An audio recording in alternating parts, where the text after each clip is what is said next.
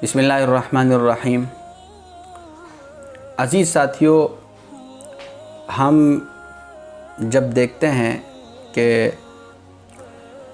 हम लोग पस्ती की तरफ जा रहे हैं और नीचे जा रहे हैं, तो उसमें बहुत सारे ख़यालात इंसान के जहन में आते हैं और तरह तरह की बातें सब लोग करते हैं, लेकिन असल चीज़ की तरफ हम नहीं पहुंच पाते।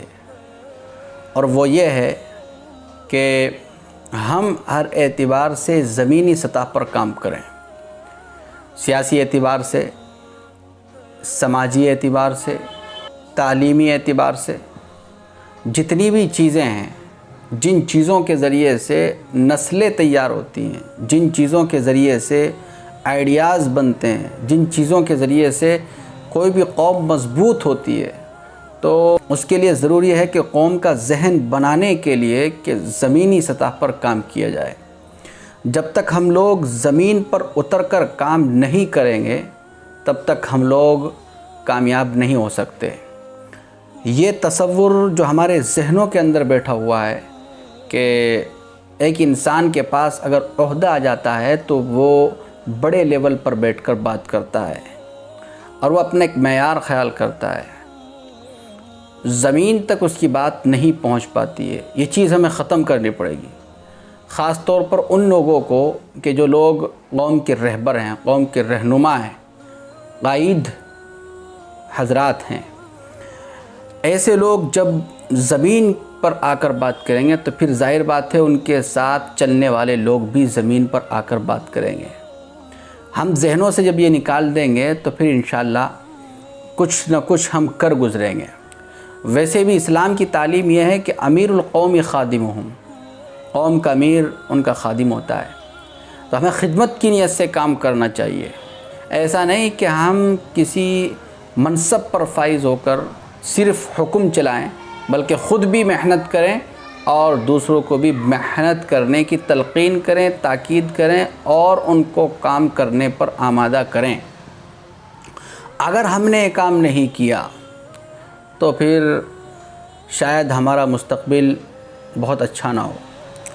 फिर वही बात हो कि लम्हों ने ख़ता की है, सदियों ने सज़ा पाई। ऐसा होता आया है।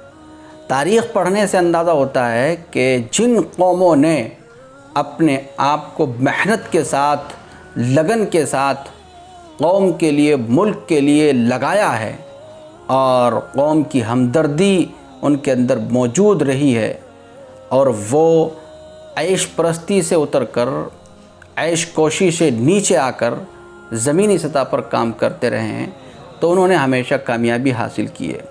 उसके लिए ज़रूरी नहीं है कि मुसलमान ही हो, नॉन मुस्लिम्स बहुत सारी कौम ऐसी हैं कि जिन कौमों ने ज़मीन पर आकर काम किया है और आज वो तरक्की की राहों पर गामज़न है दुनियावी एतबार से।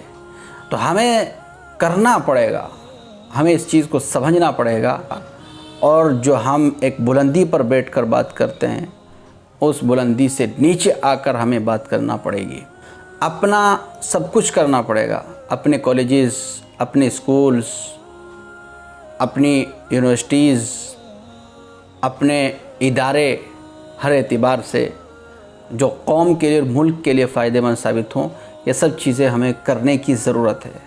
इससे हमारे अंदर एक तरफ सुधार पैदा होगा तो दूसरी तरफ वो चीज़ें भी पैदा होंगी कि जिनके ज़रिए से हम एक अच्छी और तरक्की याफ्ता कौम बन सकते हैं।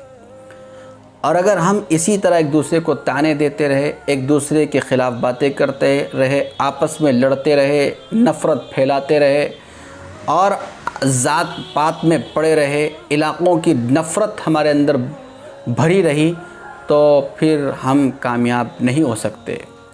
ज़ाहिर सी बात है, अल्लाह तबारक व तआला ने कुरान में फ़रमा दिया, फ़तनाज़ऊ फ़तफ़शलू वतज़हब रिहुकुम वस्बिरू, कि अगर तुम आपस में लड़े झगड़े तो तुम्हारी हवा उखड़ जाएगी और तुम्हारे पास कुछ भी बाकी नहीं रहेगा। सिर्फ़ और सिर्फ एक चीज़ है मज़बूत होने की, और वह है वअतसिमू बिहब्लिल्लाहि जमीअन वला तफ़र्रक़ू, कि आपस में तफ़र्क़ा पैदा ना करो, आपसी इख्तिलाफ़ को ख़त्म करो और आपसी इत्तेहाद कायम करके आगे बढ़ने की कोशिश करें। इसके ज़रिए से हम आगे बढ़ सकते हैं। तो इसलिए मेरी दरख्वास्त है खुसूसन भारतीय मुसलमानों से और हर एक मुस्लिम से कि वो इस तरफ तवज्जो दें और इस तरफ तवज्जो देकर काम करें और ख़िदमत खल्क़ की नियत से काम करें। सिर्फ़ ऐश परस्ती में ना पड़ें, सिर्फ़ दुनिया की चकाचौंध को देखकर मुतासिर ना हो, सिर्फ़ पैसा कमाने की धुन हमारे अंदर ना हो, सिर्फ़ अपने लिए ना कमाएं बल्कि कौम के लिए भी कमाएं और मुल्क के लिए भी कमाएं। हमारे से कुछ फ़ायदा हो जाए इसके लिए हमें काम करने की ज़रूरत है।